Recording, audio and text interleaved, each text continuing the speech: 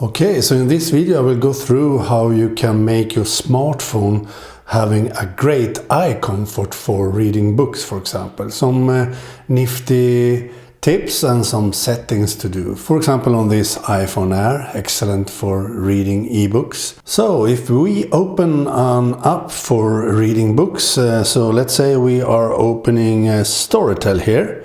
We have a Storytel app for reading books. We can open a book.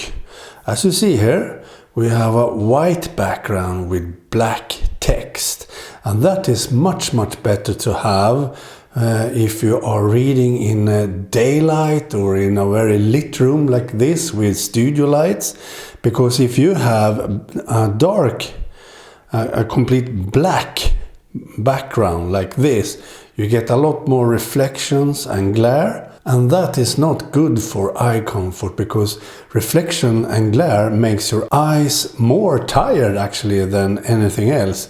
Glare and reflection makes your eyes very tired quite fast. So I recommend you to have either a white background with black text, or even better, you should have sepia background. The reason for that is that having a normal white background with black text makes it the contrast a bit too much. So your eyes can get tired because the contrast between the colors are too much. So if you choose to have a sepia background, for example, or very light gray or something, this is better for your eyes in daylight in a very lit room. So sepia background is better than a dark background when reading in daylight. But if you are reading in a dark room, a very dark room before you go to sleep in the night, then I recommend you to have a dark background instead with white text or something. But I don't recommend you to have the complete black one. This is not so good, because the black to white text makes the contrast exactly the same as with white background and black text too much. The contrast is too sharp. So I recommend you to have a dark gray or something background like this. This is much better for your eyes, because then the contrast is not as sharp as with a dark, complete black background. So this is a gray background with white text, and that is much better for reading for a longer period, for example in a complete dark room, or in the evening, or when it's night, and so on. So a dark gray background is much better than a complete black background with white text. So that is the first tip I have. So for daylight and for the night, you should use a light for daylight and a dark background for the night, but not too dark when it's night and not too bright when it's daylight. And on a modern iPhone like this, the iPhone Air, you should always have the PWM switch on. You find that in the settings and accessibility settings. This is in Swedish, sorry for that, but accessibility settings, and you go down to screen and text size, and we go down here to see the pulse width modulation switch, PWM, that should be on.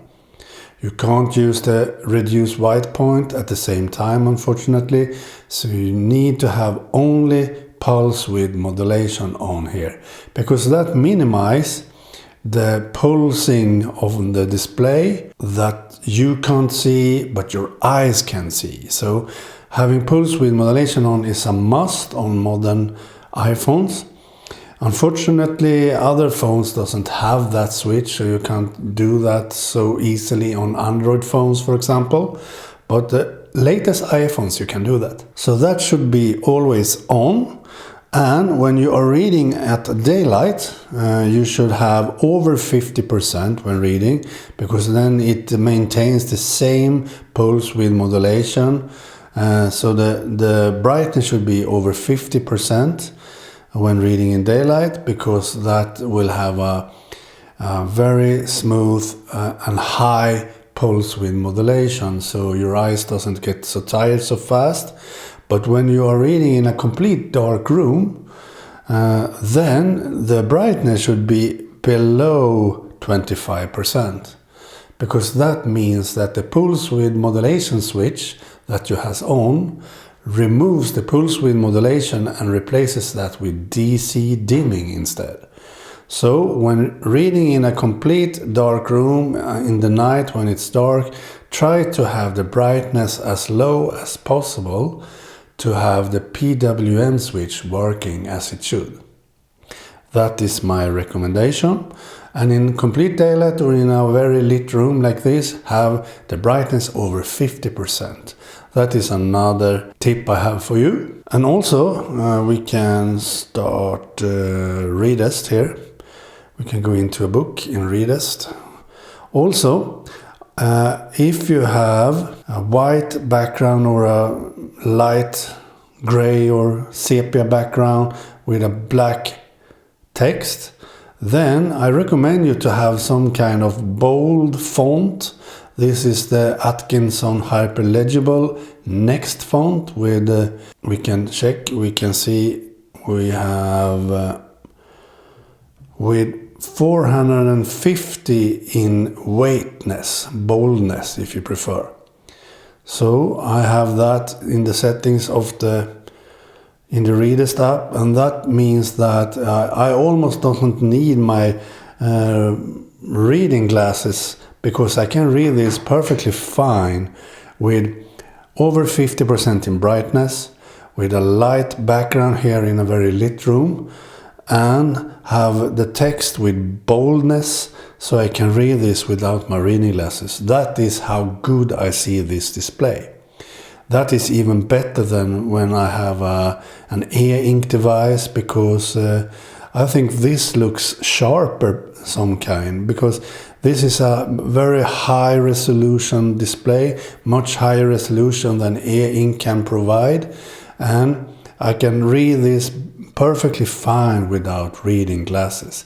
Yes, this small text below, and that is hard for me to read without glasses, but the normal text I can read. That is how good it is to read on an iPhone Air, specifically with these settings on, because that makes me doesn't have to use my reading glasses anymore. I think that's great.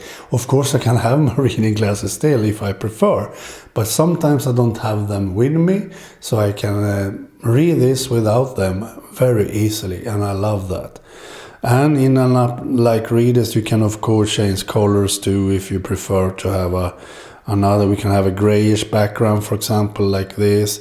This is light gray, and we can choose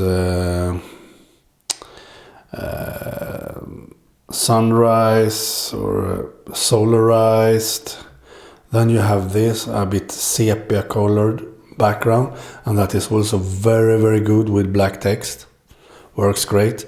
And with this Readest app you can also have different background. You can do different settings yourself. So for example, you can change your colors, as you see down here, exactly as you want them, if you prefer to have other colors. That works great. So that was also some tips for you when reading on a smartphone, and specifically this iPhone Air is great for reading books because it's so light and thin and have an excellent display with PWM switch. So if someone would ask me which phone they should use for reading ebooks, I would actually recommend this, the iPhone Air, because that is excellent. I have used it for 6 months now for reading ebooks, and it works great. I can't having any better phone for reading. Here you see a dark gray background with white text. This works gorgeously good in a very dark room in the night, for example. But as you see from my studio light, I get a lot of reflections and glare. So if you are reading in a white very light room, you should have a lighter background with black text. So that was it, I think, for this video. Please like it and please subscribe to my YouTube channel. That would be awesome. Okay, bye.